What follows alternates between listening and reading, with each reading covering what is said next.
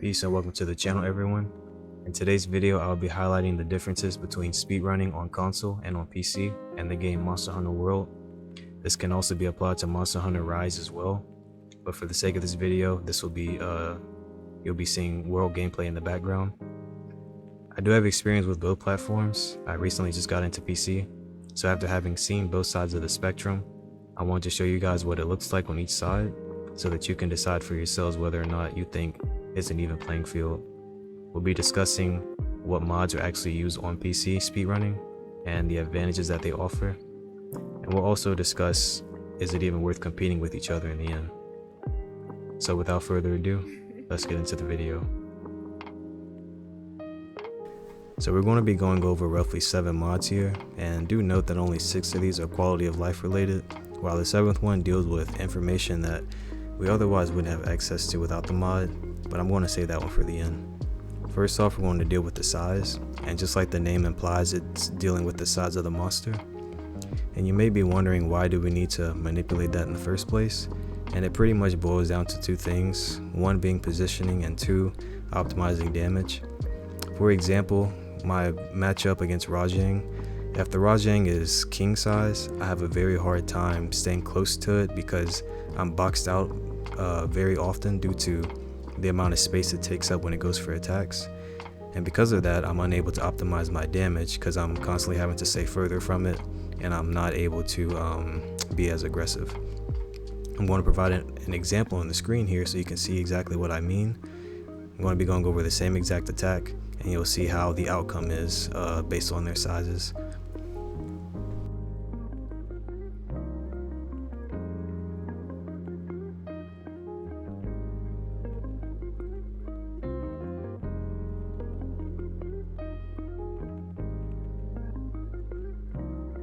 So as we just saw, the smaller variant allowed me to optimize my damage during the punishment window, but on the king size, I was unable to optimize my damage because I was momentarily boxed out due to its size, pushing me out.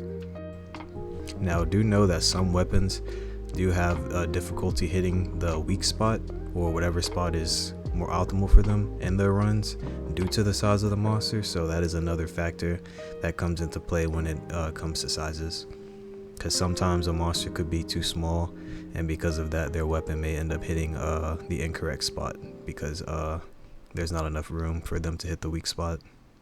I do want to note though that king sizes and miniature crowns do not appear often, so it is not something that you would really have to reset often because of, and quests tend to have a higher chance to spawn monsters at their like medium size, so it's really not something to fret if it ever happens to you, because it's not going to happen often.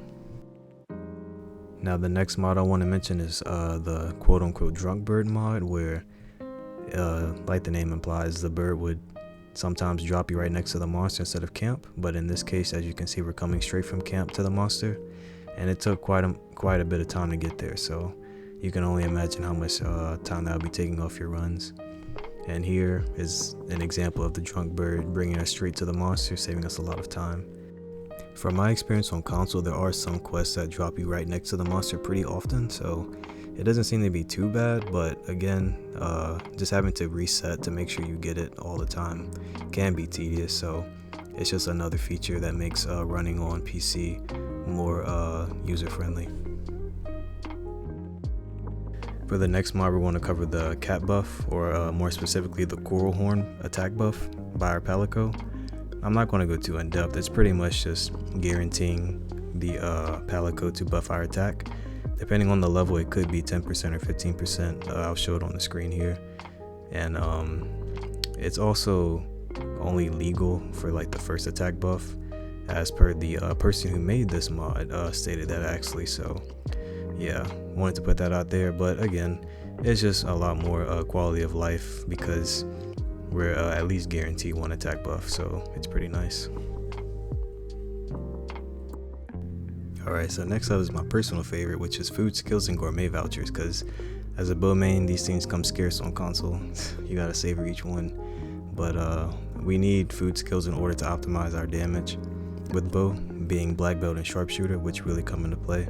But without vouchers, we can't get that, so As you just saw, I only had 6 vouchers, which is very sad, being a 999, but that's how it is on there. But now you'll be seeing what it's like on PC, where I don't have to worry about any of that. I have as many vouchers as I want. I have boosters set as my daily food skill. That way I can guarantee myself the most damage I can possibly get without having to rely on RNG to give it to me. I want to point out that booster is not a do or die skill. From my experience, it does not boost my attack much, and according to Monster Hunter Wiki, it only boosts your attack by 9, so if you don't have it, you're not missing much. Next we'll be discussing health pools, which is when quests allow monsters to have a selection of health variants that it can have. But I do want to say that the variants are not that significant. I used to be very suspect of this as well when I only had console, but having seen a data sheet, I know now that it's not that significant, and I'll show you an excerpt from it. And if you do want the link to it, I'll put it in the description so that you can have it for yourself. But do know that it is very, very lengthy. So now I'm going to cover a mod known as HunterPie, and HunterPie offers a lot of quality of life features to the game, and there's a lot of widgets to cover, but I'm not getting into all of that because not all of it is related to speedrunning, so I'll just cover the few things related to speedrunning. There's a player widget, which I wouldn't really say it's related to speedrunning, but you can like see your health and all of that, things of that nature. I know there's something for like buff times as well. There's also the monster widget here, which allows us to primarily see like a monster's parts, to see the health related to the part. Monsters like a Latrion, we can see how much damage we need to do in order to get an elemental topple, how close it is to an elemental topple, things of that nature.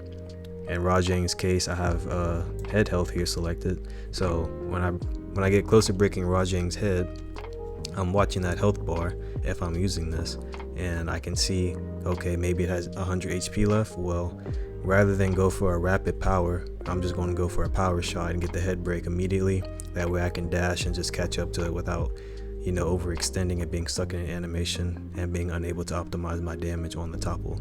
So that's a good way to use it, and I'm pretty sure a lot of people use it that way. But that's pretty much what the monster widget offers in my opinion. And the second one I want to cover is the damage meter widget, which really the only useful thing here that I'm aware of is a timer. Show your DPS. I mean, you could use show your DPS as well, so just so you can see how much damage you're doing over time, but I don't use that.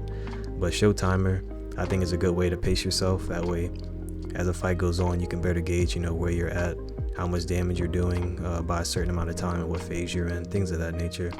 So it's another very useful tool, I believe. But now I'm going to show you guys a real-time hunt where I have this on my screen so you can see what it looks like and how I'm able to adapt to the fight based on the information on my screen. So you can see what it looks like now. There's a timer on the left and the health bar at the top, and then there's the part health right underneath the health bar. But I want you guys to just watch the bars and then see how, as the enrage meter fills, you'll see Rajang immediately step back whenever I reach the max of the gauge. And then the next example I want you to watch to see how I adapt to seeing that the horn's about to break. So again, the horns are about to break. So whenever he jumps away, you're going to see me hold my my rapid shot.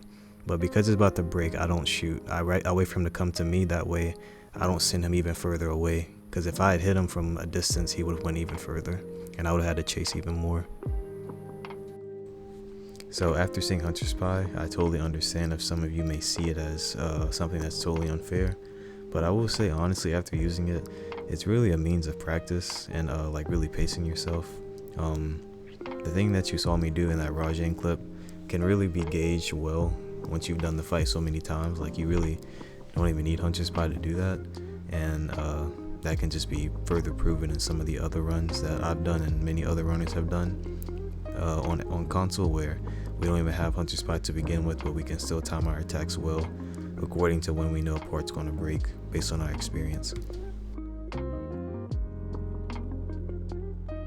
So guys, after seeing the general mods PC tends to use in speedruns, do you think console and PC should compete, and that it's an even playing field? PC does have a significant advantage over console, but this is just due to the consistency modding produces when it comes to speedrunning. However, it is not a factor that tampers with the legitimacy of the run, and what I mean by that is that running in Monster Hunter boils down to the mechanics and the execution of the player, not RNG. So don't get it wrong though, having the ideal size, spawn, and those kind of things will improve one's time, but if they fail to execute, it really doesn't mean anything. And with many resets, which both sides will still have, the likelihood of encountering favorable conditions does increase. And if we just take a look at some of the channels out there, we'll find that there are many successful competitors on both platforms.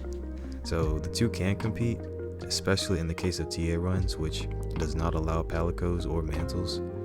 But in the case of heroic runs, console can still compete, though you will still have to reset a lot more, because if you expect your cat to buff you, you're just going to be relying on RNG. But a good substitute is the Molotov cocktail, because it's a lot more consistent damage coming from your cat. So after watching and you still believe that speedrunning just isn't for you because you don't want to do excessive grinding on console, I totally understand, because it is tedious. However, if you see not having a PC as the reason behind you not being able to produce a good time on console, then I would say that's a very flawed perspective, because it does not boil down to limiting the RNG, it boils down to your mechanics and your execution. Though I am aware this is a very controversial topic, so feel free to express your stance in the comment section and we can definitely dialogue on it.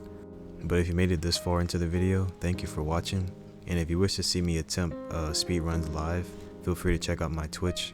I'll put the link in the description, as well as my Discord if you wish to get in contact with me. But until next time, you guys take care. Peace.